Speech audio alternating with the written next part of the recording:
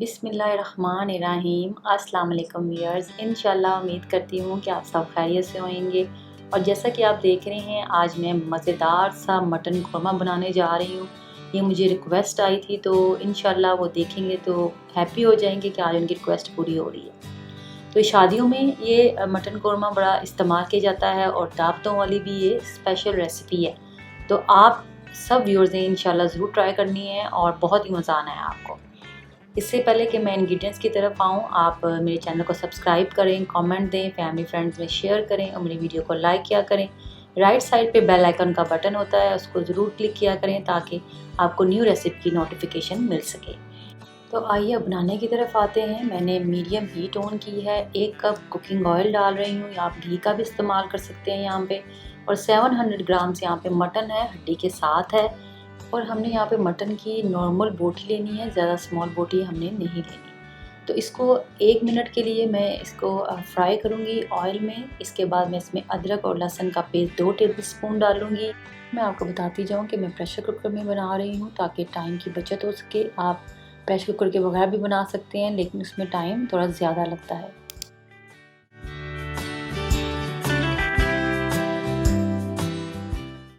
और इसको मिक्स करने के बाद मैंने ढक्कन देख के तकरीबन 3 मिनट्स के लिए इसको मैंने पकने के लिए रख दिया।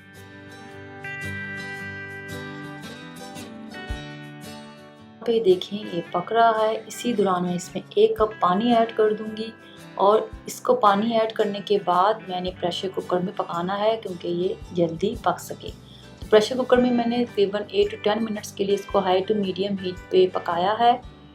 और जब 8 to 10 मिनट्स कंप्लीट हो चुके हैं तो ये देखें, अब मैं आपको दिखाऊंगी कि किस हद तक ये गल चुका है। हमें ये 70% तक जो मटन है वो कुक चाहिए। और यहाँ पे मैं नाइफ के साथ भी आपको चेक करा दूंगी। ये देखें, ये ऑलमोस्ट 70% यहाँ पे कुक हो चुका है। अब हम इसमें खड़े मसाले ऐड करेंगे। 2 मैंने बे लीव लिए हैं। यहाँ पे 1 टीस्पून मैंने ज़ीरा लिया है, 1 दालचीनी की स्टिक है, बादियानी खताई का एक फूल है, बड़ी इलायची है, कुछ लौंगे हैं, कुछ ये साबुत काली मिर्चें हैं और 4 यहाँ पे सब्ज़ इलायची हैं। वो मैं इसमें डाल दूँगी। और डालने के बाद हम इसको अच्छे से मिक्स करेंगे।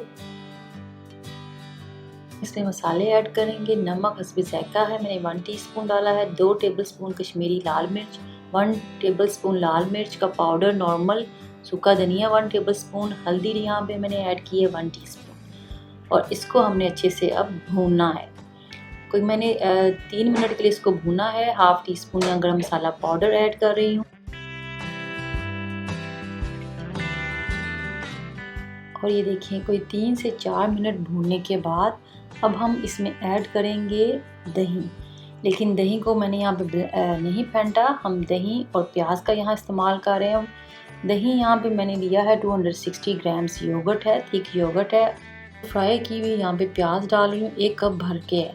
इसकी भी रेसिपी जल्द ही डालूँगी, परफेक्ट जो फ्राई अनियन का तरीका है उसकी भी इंशाल्लाह।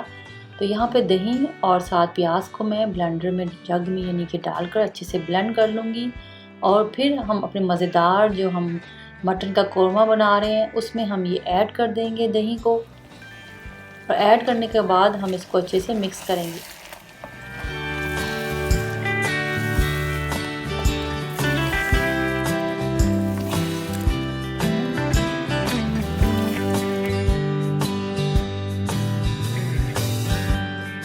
और यहाँ पे आप देख सकते हैं कि कितना प्यारा कलर आ गया है मटन क़ोरमे का। ऑयल बिल्कुल नज़र आने लग गया है, पानी खुश्क हो गया है। थोड़ा सा पानी मैंने डाला है यहाँ पे 1/3 कप और इसको ढक्कन देकर मैंने कोई 4 से 5 मिनट के लिए लो हीट पे रख दिया था। और लास्ट स्टेप हमारा अभी रह गया है, बड़ा इम्पॉर्टेंट स्टेप है ये। उससे पहले मैं आपको चेक करा दूँ कि बोटी कितनी हद तक हमारी गल चुकी है, क्योंकि मटन क़ोरमा माशाल्लाह से हमारा बिल्कुल ऑलमोस्ट रेडी हो चुका है और मटन हमारा ज़बरदस्त सा गल चुका है। आप देख सकते हैं बोटी बिल्कुल भी टूटी नहीं है। क़ोरमे में बोटी ना टूटे तो फिर मज़ा आता है, लुक में भी अच्छी लगती है। लास्ट स्टेप ये देखिए, मैंने बादाम डाले हैं, स्किन के बगैर डालने हैं, थोड़े से बादाम डाले हैं मैंने। हस्बे ज़ायक़ा आप ज़्यादा भी ऐड कर सकते हैं। और यहाँ पे क्योड़ा खुशबू के लिए 1 टीस्पून वो ऐड कर दें। मैंने नहीं डाला, ऑप्शनल है, लेकिन बहुत ज़्यादा अच्छी खुशबू आती है। क्योड़ा डाल दें तो शादियों वाला खानों की तरह महकने लग जाता है घर पूरा, मगर इसकी खुशबू आप केवड़ा के बगैर भी देखिएगा ज़बरदस्त है। गार्निशिंग के लिए आप बारीक अदरक कटी हुई वो भी ऊपर से डाल सकते हैं। तो यहाँ पे मैं इसको सर्व कर रही हूँ डिश में। मज़ेदार तंदूरी रोटी या नान के साथ खाएं और ज़रूर दावतों में ये बनाएं और इंशाल्लाह बहुत ही मज़ा आएगा आपके सब खाने वालों को। तो उम्मीद करती हूँ कि आप ट्राई करेंगे और आपकी इंशाल्लाह ये रेसिपी मटन कौरमा की बहुत ही मज़ेदार बनेगी। दुआओं में याद रखें। आप सब अपना बहुत ख्याल रखें। Thanks for watching. अल्लाह हाफिज़।